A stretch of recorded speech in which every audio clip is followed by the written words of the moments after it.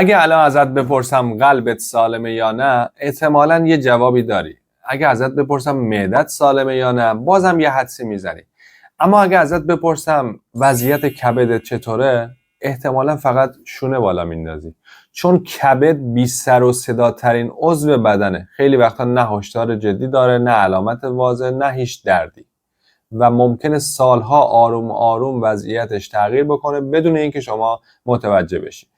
ولی چیزی که منو نگران میکنه کبد چرب نیست. چیزی که منو نگران میکنه عادتها و کارهاییه که خیلی از ما هر روز داریم انجام میدیم و فکر میکنیم کاملا بی‌ضررن. امروز میخوام در مورد 10 تا از این عادتها باهاتون صحبت بکنم. اگه نگران کبدتی تا آخر این ویدیو با من همراه باش و چنل رو هم سابسکرایب کن. بریم سراغ شماره 10. آب میوه طبیعی به جای میوه. بذارید از یکی از بزرگترین سوء تفاهم‌های تغذیه‌ای صحبت کنم و اونم اینه: طبیعیه پس سالمه. این جمله همیشه درست نیست. فرض کن یه روز مادرت برات یه لیوان آب پرتقال میگیره، اونم با عشق، و فکر میکنه که بهترین کار دنیا رو انجام داده. ولی حالا فرض کن برای پر شدن همون یه لیوان چند تا پرتقال استفاده شده؟ 3 تا، 4 تا یا شاید هم بیشتر. حالا فکر کن 4 تا پرتقال بذارن جلوت، میتونی همشو بخوری؟ احتمالاً جوابت نه. چون فیبری که تو میوه ها وجود داره خیلی سریع احساس سیری ایجاد میکنه. ولی شما با خوردن یه لیوان آب میوه بخش زیادی از فیبر اون رو از دست دادی.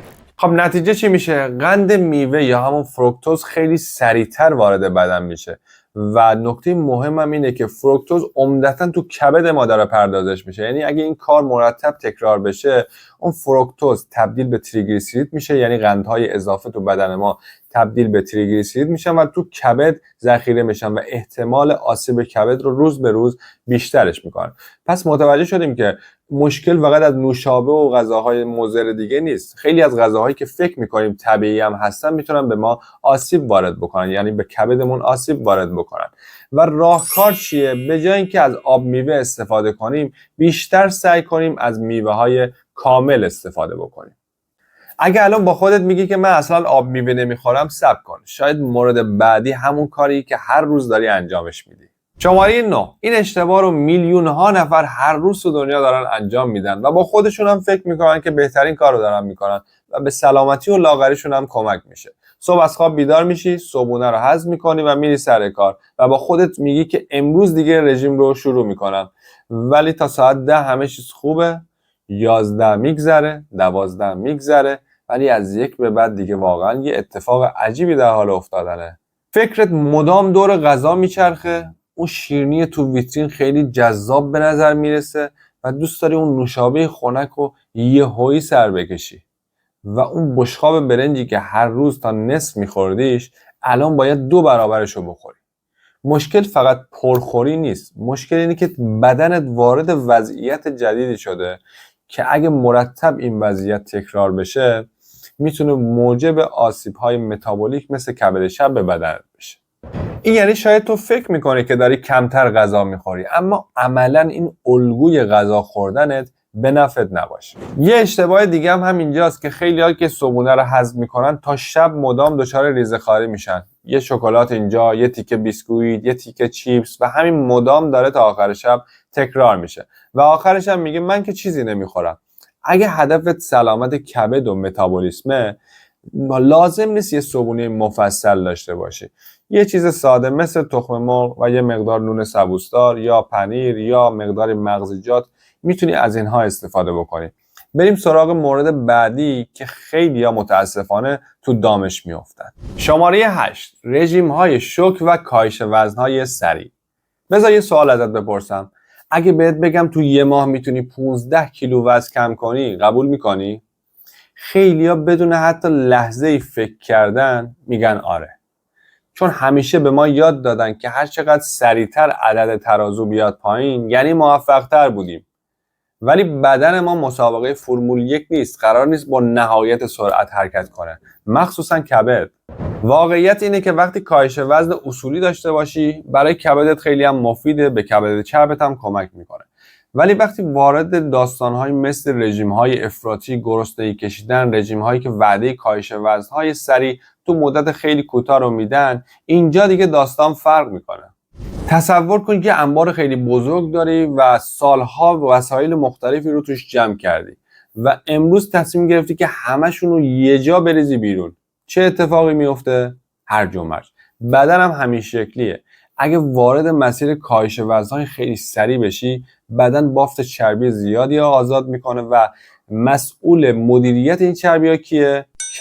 کبده که باید اینا رو مدیریت بکنه. برای همینه که توصیه میشه کاهش وزن باید آروم، اصولی و با دوام باشه، بتونیم حفظش بکنیم، نه رژیم هایی که خیلی محدودیت دارن با فشار خیلی شدید و چند هفته هم بیشتر دوام نمیارن. پس بخوایم جمع‌بندی بکنیم اینه که کاهش وزن سریع بهترین کاهش وزن برای شما نیست و میتونه آسیب هم وارد کنه بهتون. بریم سراغ مورد بعدی که شاید شما درگیرش باشید. شماره 7 ریزه‌خواریه. میخوام یه آزمایش ساده انجام بدیم فقط برای یه روز. هر چیزی که میخوری رو کاغذ بنویس، حتی شده نصف بیسکویت. خیلی از آدما وقتی ازشون میپرسی امروز چی خوردی میگن هیچی، ولی وقتی یکم دقیق تر میشی تازه متوجه میشی که هیچی هم نبوده.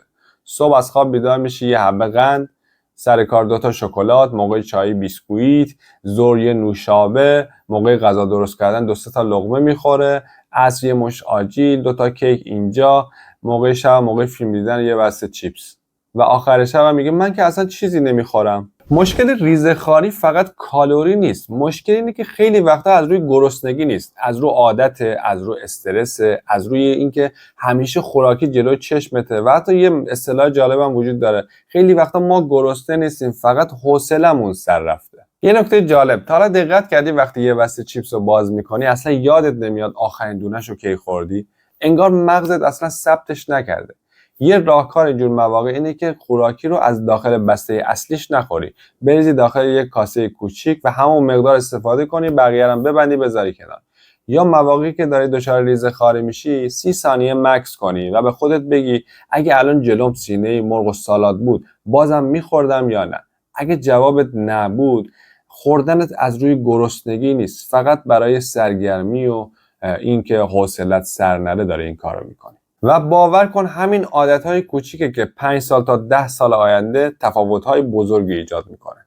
اشتباه ششم، بشقابی که 80% نون و برنجه. ببین من نمیخوام بهت بگم که برنج سمه یا نون دشمن بدنته، این حرفا اصلا علمی نیست. ولی یه سوال، آخرین باری که به بشقابت نگاه کردی چند درصدش سبزیجات بود؟ چند درصدش پروتئین بود؟ چند درصدش نون و برنج بود؟ واقعیت اینه که خیلی وقتا مشکل خود برنج نیست، مشکل مقدارشه. مشکل اونجاییه که بشقابت تبدیل به یک کوه کربوهیدراتی شده. وقتی تقریبا تمام وعدت از نون و برنج تشکیل شده و خبری از فیبر، سبزیجات، پروتئین نیست، بدن با حجم بالایی از انرژی روبرو میشه و اگه این الگوی غذا خوردن مدام تکرار بشه و با اضافه وزن، کم تحرکی و دریافت کالری بالا همراه بشه، خطر بیماری‌های متابولیک هم مثل کبد شب بیشتر میشه. و جالب اینجاست که با چند تا حرکت کوچیک میتونی این بشقابت رو، کیفیتش رو بهتر بکنی. برای اینکه کیفیت بشقابت رو بهتر کنی، بهتر 1/4 رو سالاد و سبزیجات بذاری، 1/4 رو مواد غذایی پروتئینی و با مابقیش مقدار متعادلی نون یا برنج و غلات کامل و سبوسدار میتونه باشه. گاهی وقتا لازم نیست اصلا غذات رو عوض کنی، بهتر نسبت رو درست رعایت بکنی. شماره 5 غذاهای فراوری شده است. بذار یه چیزی رو همین اول روشنش کنم. قرار نیست مثلا شما یه بار چیپس خوردی فرداش کبد دست کار بیفته. واقعیت علمی اصلا اینطوری نیست. مشکل از گاهی شروع نمیشه، مشکل از هر روز شروع میشه. غذاهای فوق فراوری شده طوری طراحی میشن که اصولا خوشخوراک باشن. یعنی شما خیلی سریع اونا رو خیلی سریع و راحت میخوری ولی سیر شدنت خیلی سخته. یه بسته چیپس رو نگاه کن، چند دقیقه طول میکشه تمامش کنی؟ 3 دقیقه، 5 دقیقه. ولی برای سوزوندن همون یه بسته چیپس باید ساعتها شاید فعالیت بدنی داشته باشی. خیلی از این محصولات هم علاوه بر کالری بالا قند زیادی توشونه، نمک زیادی توشونه و چربی‌های ناسالم مثل چربی‌های ترانس هم توشون خیلی زیاد دیده میشه و در کنار و اگه به عنوان پایه رژیم غذایی شما قرار بگیرن، در کنار عوامل دیگه مثل اضافه وزن میتونن مشکلات متابولیکی مثل کبد چرب رو خیلی بیشتر و بیشتر بکنن. کبد چرب معمولا نتیجه یه غذای خاص نیست، نتیجه صدها کارهای کوچیکی که در طی چند ماه یا چند سال انجامش میدین و در نهایت نتیجهش میشه کبد چرب. شماره 3، نوشیدنی هایی که سالم به نظر میرسن ولی همیشه هم انتخاب مناسبی نیستن. اگه از 100 نفر بپرسن بزرگترین دشمن کبد چیه، احتمالاً بیشترشون میگن روغن یا فست فود یا غذاهای چرب. ولی کمتر کسی به چیزی که هر روز داخل لیوانشه فکر میکنه. یه سوال، تا حالا شده بری کافی شاپ و بگی من کیک سفارش نمیدم، فقط یه نوشیدنی میگیرم و نوشیدنی که سفارش میدی یه لیوان بزرگ پر از شربت، خامه، سس شکلات، کارامل و انواع این چیزا باشه؟ مشکل اینه که نوشیدنی‌ها خیلی سریع وارد بدن میشن و خیلی سریع هم خورده میشن و تو اصلا احساس سیری نمی‌کنی. شاید همون یه برش کوچیک کیک خیلی احساس سیری بیشتری نسبت به این نوشیدنی بهت میداد. ولی مشکل فقط کافی شاپ نیست. خیلی از نوشیدنی‌ها مثل نوشابه، آب میوه‌های صنعتی، انرژیزاها، چای شیرین، شربت و حتی بعضی نوشیدنی‌هایی که روشون برچسب سلامت یا طبیعی هم زده شده، مقدار زیادی قند اضافه شده توشون وجود داره. و نکته مهم اینه که موضوع اصلا اون یه لیوان نوشیدنی نیست. موضوع اینه که اگه این الگو تبدیل به یه الگوی ثابت و پایدار تو رژیم غذایی شما بشه، در کنار عوامل دیگه مثل اضافه وزن، کم تحرکی و عوامل دیگه میتونه منجر به مشکلات متابولیک و تجمع چربی تو کبد شما بشه. و یه نکته جالب هم اینه که خیلی از آدما حاضر نیستن 3 قاشق شکر رو با قاشق داخل دهانشون بکنن، ولی همون مقدار رو تو یه نوشیدنی به راحتی استفاده میکنن. حالا راهکار چیه؟ راهکار اول اینه که برچسب مواد غذایی رو حتما بخونید و انتخاب‌های سالم‌تری داشته باشید و یا اینکه نوع نوشیدنی رو عوض کنید و یا حتی فقط کم کردن دفعات نوشیدن اون نوشیدنی میتونه یه تغییر خیلی مفید باشه و به سلامت کبدتون کمک بکنه. شماره 3، به نظرت خطرناکترین چیزی که امروز باهاش روبرو شدی چی بوده؟ شیرینی، فست فود، نوشابه یا شاید هم نه، فقط صندلی بوده. فکر کن صبح از خواب بیدار میشی، صبحونت رو صندلی میخوری، تو ماشین میشینی، بعد میری سر کار رو صندلی نشستی، ناهارتو نشسته میخوری و بعد از شام هم رو مبلم دادی و با گوشیت داری بازی میکنی و آخر شب میگی امروز کلی خسته شدم، در حالی که بدنت شاید اصلا فرصت نداشته که حرکت کنه. بدن ما برای حرکت ساخته شده. وقتی عضلات فعالیت میکنن، بدن از گلوکوز و چربی ها به عنوان سوخت استفاده میکنه. حالا فکر کن ساعت ها تقریبا بی حرکت بودی، این تعادل رو به هم میزنی. مطالعات زیادی هم نشون دادن که کم تحرکی میتونه ریسک خیلی از بیماری های متابولیک مثل کبد چرب رو بیشترش بکنه. یه نکته جالب دیگه این که خیلی از افراد هر روز نیم ساعت 1 ساعت ورزش میکنن ولی بقیه ساعت‌های روز رو نشستن. ورزش 1 ساعته در روز خیلی عالیه ولی قرار نیست که اثر بی‌تحرکی مثلا در 12 ساعت در روز رو کاملا پاک بکنه. حالا یه راهکار ساده چیه؟ هر 45 تا 60 دقیقه یه بار از جات بلند شو، 1-2 دقیقه قدم بزن، حتی شده به بهونه آب خوردن. این کارهای کوچیک اگه هر روز انجام بشه تو بلند مدت میتونه نتایج خیلی خوبی بده. حالا بریم مورد بعدی که خیلی‌ها اصلا هیچ توجهی بهش ندارن. شماره 2، مشکلی که خیلیامون واقعا داریم. بذار یه سوالی بپرسم. دیشب ساعت چند خوابیدی؟ 12، 1 یا 2؟ یا شاید هم با خودت گفتی این ویدیو رو دیگه ببینم و میخوابم، ولی به خودت اومدی دیدی 3 شبه. یا یه سوال دیگه بپرسم. فکر میکنی چه ارتباطی بین خواب و کبدت وجود داره؟ جواب اکثر مردم اینه که هیچی. ولی وقتی خوابت به هم میریزه فقط زیر چشت گود نمیافته، کل سیستم بدنت داره تحت تاثیر قرار میگیره. بدن ما یک کارخونه فوق العاده پیچیده است که تنظیم هورمون‌ها، مدیریت قند خون، ساخت سلول‌های جدید، ترمیم سلول‌ها، همه اینا داره تو شب انجام میشه.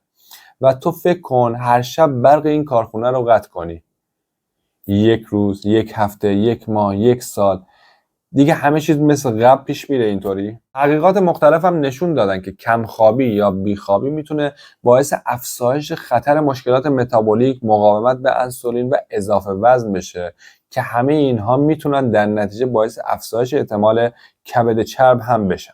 جالبه بدونید که بعد از یه روز بیخوابی خیلی از آدما روز بعد هوس غذاهای شیرین و پرکالری دارن. اصلا خوب دقت کردید تا حالا وقتی خوب نخوابیدی شیرینی خامه‌ای و نوشابه و این مدل غذاها بیشتر میچسبه؟ این تلقین نیست، فقط بدن دنبال یه منبع انرژی فوری میگرده. بعد از ظهرش هم خسته ای، دوباره تحرکت کم میشه، کالری بیشتری استفاده میکنی و این چرخه داره مدام تکرار میشه. خیلی‌ها دنبال مکملای گرون قیمتن، اما فقط کافی 1 ساعت زودتر بخوابن که یه لطفی به بدنشون کرده باشن.